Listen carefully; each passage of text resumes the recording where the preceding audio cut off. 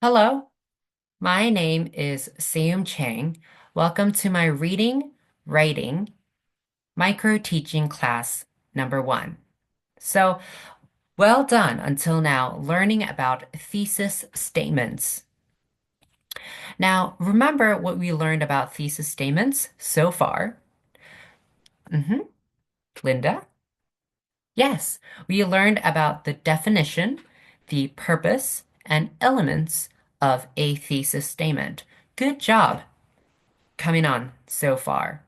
So in this section, we are going to use technology. We're going to use a website called cram.com to help us get a more clear understanding of what a thesis statement is and what makes a good thesis statement. So I will share my screen. Here we go. So in our cram.com link that I'm going to give you, there will be a lot of thesis statements, and you are going to decide if this is a weak thesis statement or a strong thesis statement. Clear so far? Everybody understood? Okay, so let us begin. So here I have two thesis statements about the topic COVID-19. And then we are going to figure out if this of which one is a strong thesis statement and which is a weak thesis statement. Okay?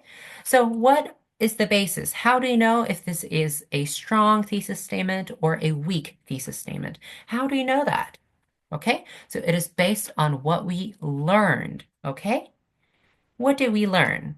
On the definition, on the elements, and the purpose of thesis statements. If those are included, and if those are aligned, then we can say that it's a strong thesis statement. What if it's not? That's right.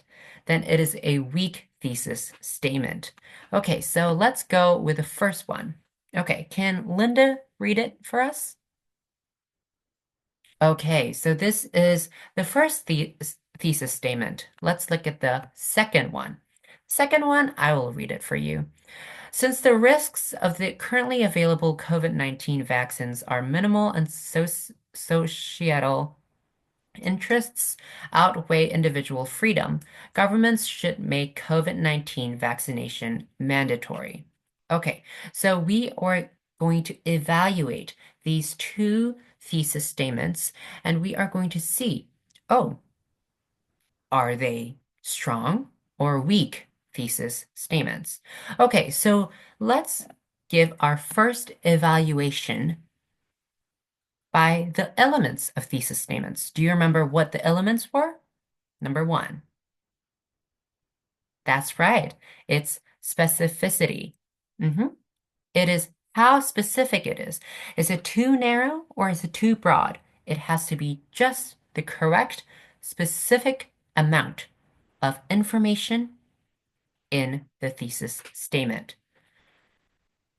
Okay, so what do you think? What is more specific? Everybody should get vaccinated against COVID-19 or the second one? Okay, Michael? The second one. Why is it the second one? The second one provides more specific information, minimal societal, individual freedom. These things make specific remarks, okay? So we can say that this earns more credit for specificity.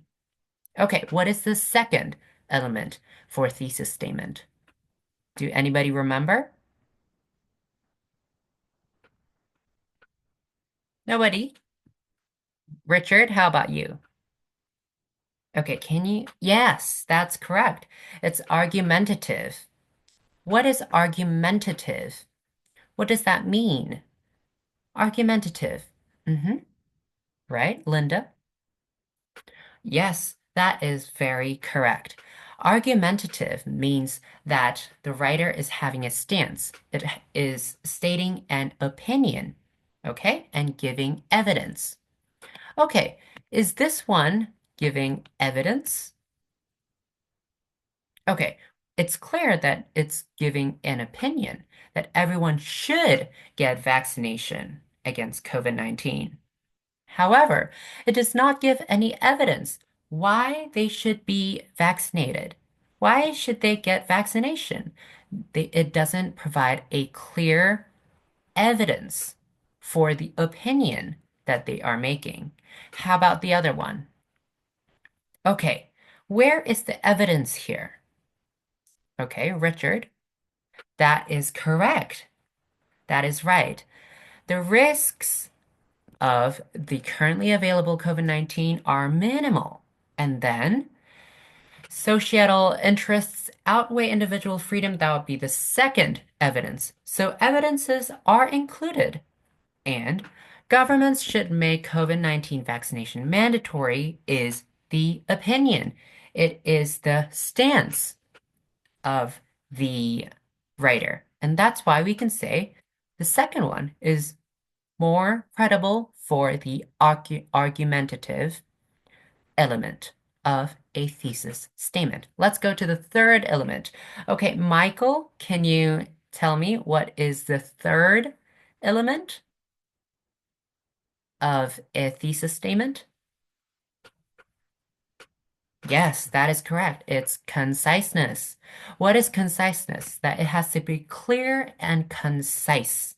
Okay? Only the necessary words should be included. How about here? Okay, the first part, what do you think? Yes, we can say it's concise, but we can also say that it's a little bit lacking, right? Just as in the argumentative portion, that it didn't have evidence. How about here? Oh, is there too many words and is it not clear? Oh, what do you think? Maybe because of the many words, we can mistakenly say, oh, this is not concise. But let's look at each of the words. Are each of the words necessary? Yes. Mm-hmm. Yeah, they are necessary because they all point, they're all elements of the thesis statement, the evidence and the opinion, the stance.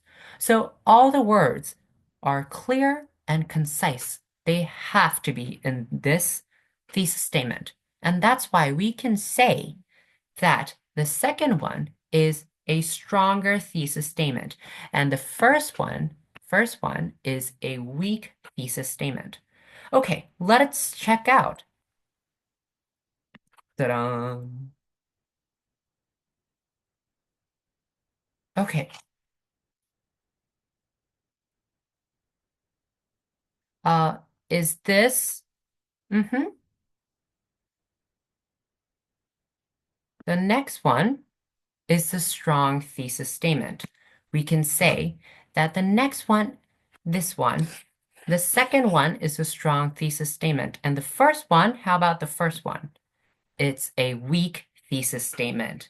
Yes, so we have reached a conclusion of what a strong thesis statement is and what a weak thesis statement is. Good job, everyone. And you will practice on your own on what a strong thesis statement is and what a weak thesis statement is based on the cram.com link that I'll be giving you. So see you all.